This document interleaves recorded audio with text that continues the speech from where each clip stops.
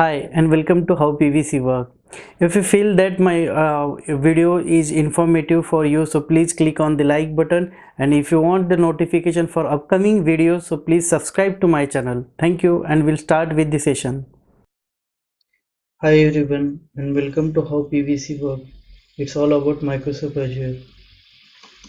Today we are going to discuss about the Microsoft Azure Storage. We will discuss about explore the storage, how we can create the storage account, how we can use it, and which services those are provided by the Microsoft for us. My name is Prashant Chide, and I have provided my contact details on the below. So my email ID, my Twitter handle, and LinkedIn. So you can reach me on the all three channel. And don't forget, if you like the content of this course, so please click on the like button. And if you require the notification for the upcoming videos from my channel, so please click on the subscribe button. So, and if you have any feedback about the sessions, and if you required more details about the session, so you can write down your feedback on a comment box. In this article we are going to cover the Azure storage service and what are the types of the storage account, and accessing the blob and queue and file storage, like these are the type of the storage. So how we can access this particular storage from the uh, from user end. To configure the storage on Azure platform, we required first of all the subscription of the Azure. Apart from that, we require the storage account, and storage subscription can be host up to 180 storage account in a single subscription, and each of can hold up to 500 TB of data. And if you require more than the 500 TB, so and if you have the strong business case, so Microsoft Azure team can approve up to 250 storage account in a subscription. So we can discuss about the requirement to create the storage account. First of all, for this creation of the storage account, hope you have the subscription of the Azure. After that, we need to create the storage account, and to create the storage account we require the storage endpoint. So don't fear that it's nothing more than the storage name, and I will show you how it is. Second thing, the most important thing, we require the location, means on which data center we are going to create the storage account. As Azure having the multiple data center, and all the data center is depend on the region and the country, and having the different policies for the data store on the data center. So make sure that whenever you are going to provide the location, so that the location should be regional. And the most important things, like account type, what kind of account type you are going to use while you're creating the storage account, means it's kind of the replication things for your storage account and your data. So for the account type, the replication means the replication option for your storage account. So these are the option available on the Azure, like locally redundant storage, so that it can store the 3 copy of the your data storage account in a local region. Zone redundant storage. So in a zone redundant storage maintains the 3 local copy of your data, as well as another set of 3 copy of your data, and the second set of 3 copy is replicated synchronously across data center within 1 or 2 region. And make sure that this facility is only available on blob general storage. And third one is geo redundant storage. What exactly happen in geo redundant storage? It will store the 3 copy of your data on a local data center. I mean to say, on a primary region, and the set of 3 copies of your data on the second region. Means that 3 copy will be available at local data center on the geographical region, and 3 more copy of the same data will be stored on to the another region. And last one is read access geo redundant storage. So read access geo redundant storage is exactly like GRS, except that you get a read access to the data in a secondary location. If a primary data center become unavailable, temporary, you can continue to read the data from the secondary location. And this is very helpful. If you take an example like your web application running on a servers, and the database for that particular servers goes down for a couple of hours.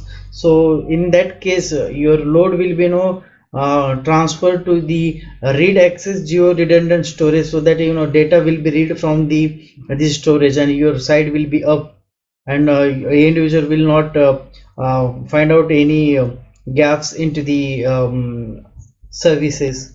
So here the in the below box it's shown the strategy, replication strategy. I have blankly copied it from the Microsoft site. So it's also showing the replication strategy. It's showing the data is replicated across the multiple data center.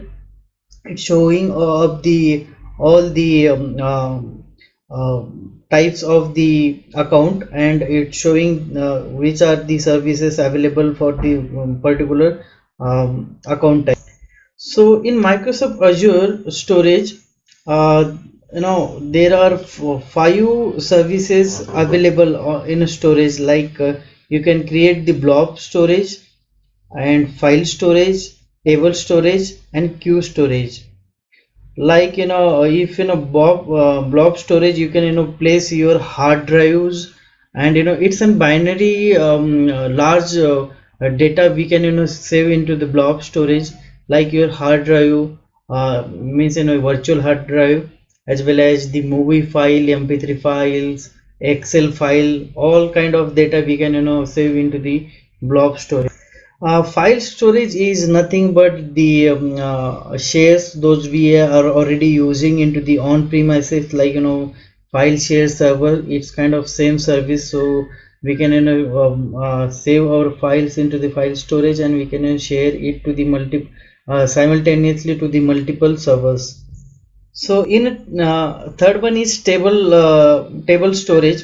In this storage, whatever the database, those are stored in a form of table. So we can store in we need to create this table storage for such kind of data, and the data those are right into the queue form. So we can create the queue storage for that kind of data.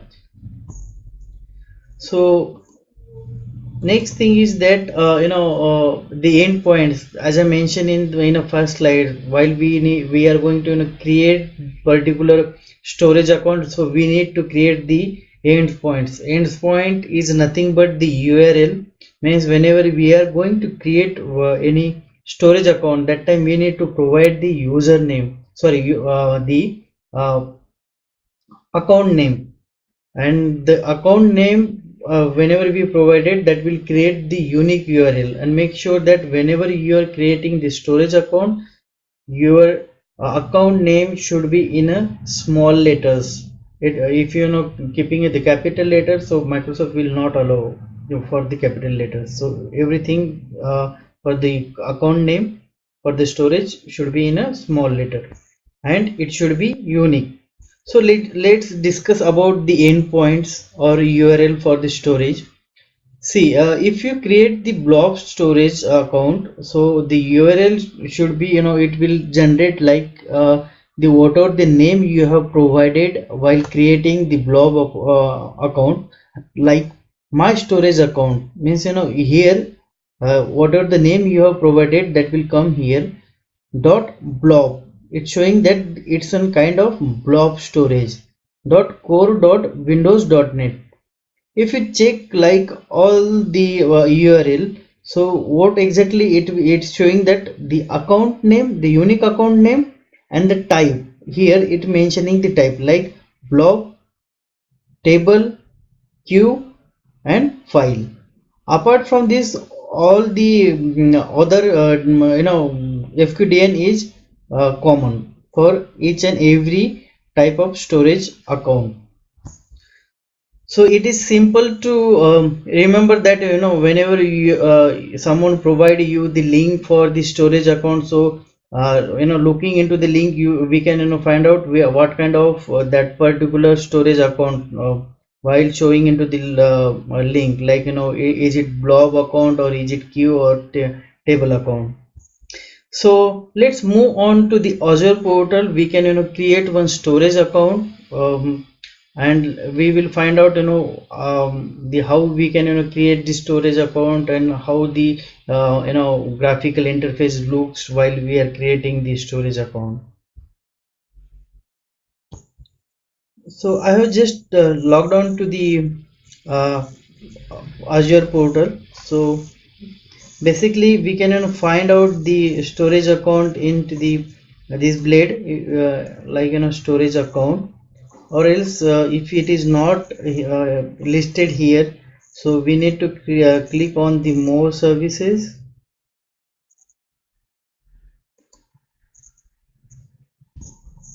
Then in a filter we need to type the storage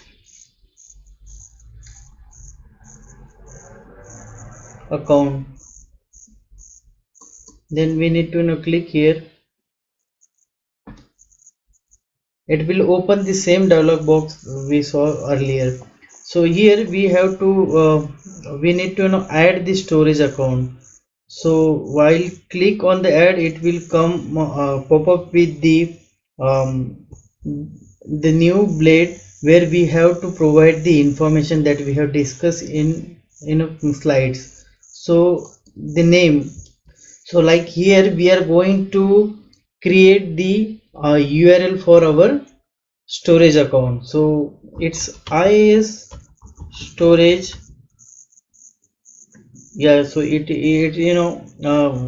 it's accepted the name as an unique name. After that, the link will be generated as it is a unique name on the Microsoft domain. Next option is there for the deployment model. It's asking for on which model you have to create the storage account, means resource manager or classic, but obviously we are going to click on the resource manager. Then kind of account, which kind of account you have to create, means here is two types of account, like blob storage and general storage. Generally we can everyone create the general type of general purpose storage account. So in a general type of storage account, all other type those are available into the Azure service will be available in the same storage account. Next option is performance, means you want to go for the standard or premium. So we are going to with the standard account, standard performance. And here it is mentioned the replication type. So all the types those are we have discussed into the slide are available here. So zone redundant storage is available, locally redundant storage is available, geographical redundant means the geo redundant storage account type is also available, and the last one is read access geo redundant. So for our demo purpose we will go with the locally redundant.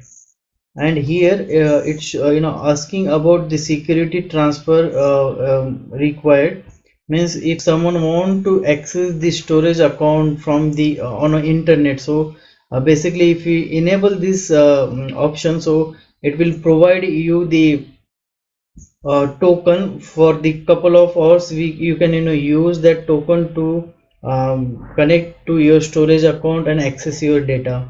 But in this demo we are not going to enable this option. We will look into the next upcoming videos for this particular option.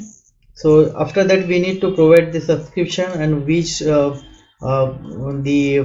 resource group we are going to place this storage account, then the location, and then you need to hit into the create button to create the endpoints for this particular storage account. Endpoints means nothing but the storage name, and yes, it has already it's created the deployment is in a progress, and it will create one storage account for us, and it will hardly takes 30 to 40 seconds to create one storage account on Azure. So if you check, it's showing that deployment succeeded. If you click on the go to the resource, so it will go into the storage account, or else you can navigate the storage account from the storage account panel, or also you can find it from the all resources, or if you want to go with the resource group, so you can find it the storage account that we have created from the resource group also. So let's I'm going to click on this resource. So we have mentioned while creating the storage account we are going to place this storage account into the resource group VM RJ. So I'm just going to click on this resource group. So whatever the resources those are available in this particular resource group will be highlighted here. So if you check on the topmost storage account that we have created, so if you click on this storage account, so it will open the property of this storage account. So if you check into the overview panel, you will able to see that on which resource group it is associated, and what kind of this status, is status showing that primary and available. Performance that we have click on the standard, the location Southeast Asia that we have selected while we are creating the storage account. This it's also showing the subscription and subscription ID. And if you check into the below of the review panel, you will able to see the services. While as I said, while creating the storage account, we are going to click on the type like general purpose. So in a general purpose, all four type of the storage services will be included, like blob storage, file storage, table storage, and queue storage. All are available here. Again, if you click on the property, so it will show you about the URL or endpoints, like endpoints.